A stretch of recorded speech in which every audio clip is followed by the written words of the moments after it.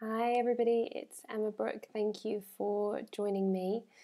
Today I wanted to talk about being peaceful and how to be more peaceful, how to bring more peace and tranquility into your life. And this is something that I feel is a little bit ironic for me to speak about sometimes because friends have said to me, "Wow, Emma, you're so calm and you're such a peaceful influence on us." And there are times when I really don't feel that peaceful. Fortunately, they're getting fewer and fewer the further along my journey that I go. But there were times when I had huge social anxiety, when I was scared to leave my apartment, when the idea of speaking to somebody or having anybody interact with me petrified me to the extent that it was easier for me just to stay inside than to go out and have to face the world. And so I know what it's like to not be peaceful. I know what it's like to have an inner turmoil and have that affect your life really dramatically. But what I also wanted to talk to you about is the idea and the reality of leading a more peaceful life. Because most people think that it's not possible. Most people think that with today's world, with the internet, with our phones, with social media and work and business phones, and I've seen people carrying around 3 phones sometimes. Like, how do you even cope with that? That it's just not possible to be peaceful because the world is stressful, and actually stress is good because stress releases hormones that get us going and get things done. And I wanted to let you know that it's okay to be peaceful. And if you're struggling with finding that little bit of peace and tranquility in your own space, in your own world, then I'm going to say something that has been said a lot, but maybe this time you'll hear it. Maybe this time watching this video, it's time for you to hear it. But peace begins with you. Peace begins in your own mind and in your own heart.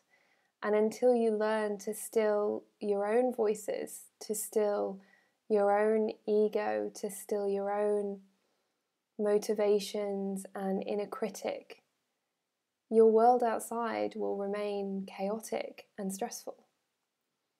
And I say that from very personal experience. When I took the time in my recovery from my eating disorder to really step away from what was going on in my head, to firstly analyze what was going on in my head and then sort that out and take some time to just be still, to sit in meditation, to learn to enjoy the silence, then my outside world shifted to match that. And I've said this before, your outer world is a reflection of your inner world. So if your inner world is chaotic, if your thoughts are busy, if your mind is stressed, then your world will be stressful. Right now, I live in a world where I work my own hours, where I have a puppy, which is probably the most stressful thing in my life right now, as amazing as she is. And I get to lead a very peaceful life. I get to do my yoga practice every day. I get to speak to amazing people. And I filter out the negative influences that might come my way.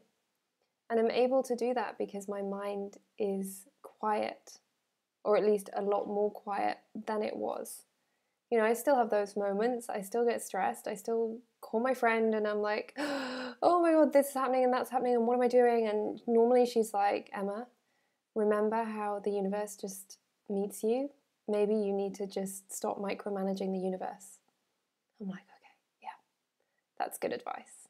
I don't like being micromanaged, so don't micromanage the universe. Trust that you do your practice and all is coming, that you do your spiritual practice, that you maintain a quiet, open mind, that you listen for the messages, that you follow the messages, and that you will be met. And I really hope that this brings you some hope. If you are living in a chaotic world, if you do not know how to de-stress your world, you don't have to do it all at once. Focus on taking a few moments today, even if it's 30 seconds, and just try and quiet the mind. Just listen to the silence. Listen to the silence around you. Find your breath. Listen to your breathing. Take more moments to embrace the silence, and your inner world will calm and your outer world will calm to match you.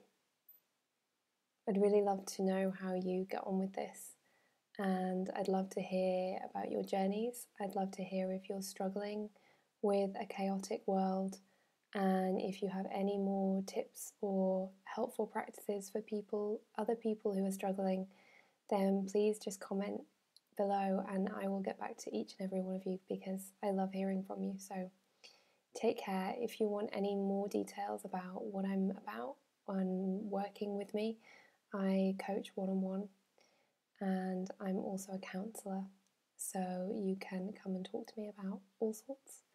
My website is emmabrooke.net, EMMABROOKE.net. Take care for now. Bye.